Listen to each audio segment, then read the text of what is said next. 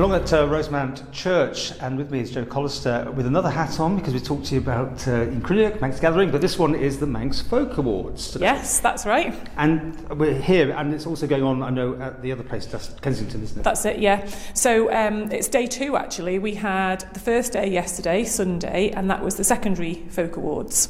So that was a full day at the Youth Arts Centre. Music, dance, Manx recitation, the full works. And we have a Folktastic prize that's awarded for each of the days. And Xander Shirtliff, he got the Folktastic prize yesterday, and it's awarded for just the enthusiasm, how many classes you enter, all that sort of stuff. So that was a brilliant day yesterday. Well, while we're talking, we can put some shots up we've just taken. Who's this we're watching doing a bit of dancing? This is Cara Rolls. She's a member of Skevin Jerg. They were fully participating in the Manx dances this morning, so that was happening at the Youth Arts Centre, and she's dancing girls jig, I think. So it's amazing, really, the standard of dancing that we have. It's only the Key Stage 1 competitions today, so they're only 7 and under. We've actually added some preschool competitions as well, because some of the dance groups have preschoolers.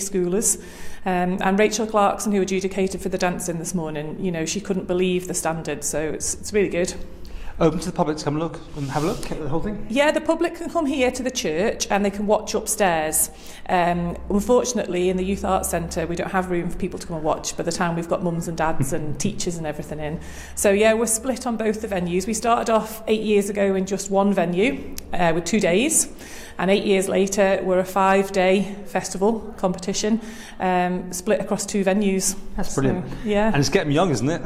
Yeah, definitely. The adjudicators are all saying that the heritage and culture is safe in their hands, because we cover the full thing. So it's dancing, everything today for the little ones, dancing, singing, instrumental. But tomorrow and Wednesday, it's split up for Key Stage 2. So we have to have the dance and song on one day and the instrumental on the next day, because we've got so many competitions and competitors. Thursday, we do all the Manx Gaelic readings in St John's Hall. So that was new last year.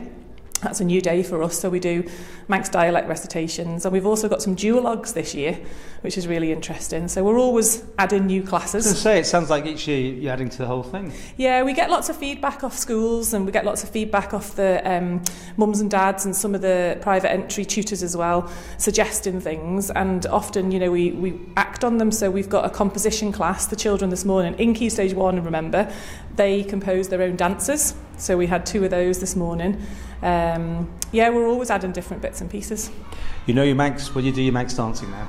Yeah, that's what it'll be. Yeah, that's it. Well, it's all part of the culture, isn't it? Yeah. And what's good as well, it's not just the same people and the same schools and everything. We've got people from, we've got, I think it's nearly 1,300 competitors in total over the 5 days.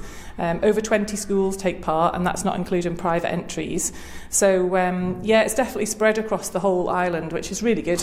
And do all the schools participate, or are you still making, mopping them up a bit? Not all the schools participate, but some of the schools choose to take part in the guild instead, which is great. Some do both, but as a teacher, it's tricky. It's a busy time. But yeah, we get a mix of different schools and from the different key stages as well. We've had all secondary schools taking part yesterday, so that was brilliant. Can you believe how big it's got over these years then? I know, Chloe and I keep laughing. I said we've created a lovely Manx monster. But yeah, it's arranged. So Chloe works at Culture Vannin, she's the Manx music officer there. So it's Chloe and myself from the Department of Education who run it, and then we get help from Manx National Heritage and the Malcolm Scott Dickinson Charitable Trust. They've provided us with medals this year, which have gone down an absolute treat. The kids are clinking round with like 5 medals on, so they're loving them.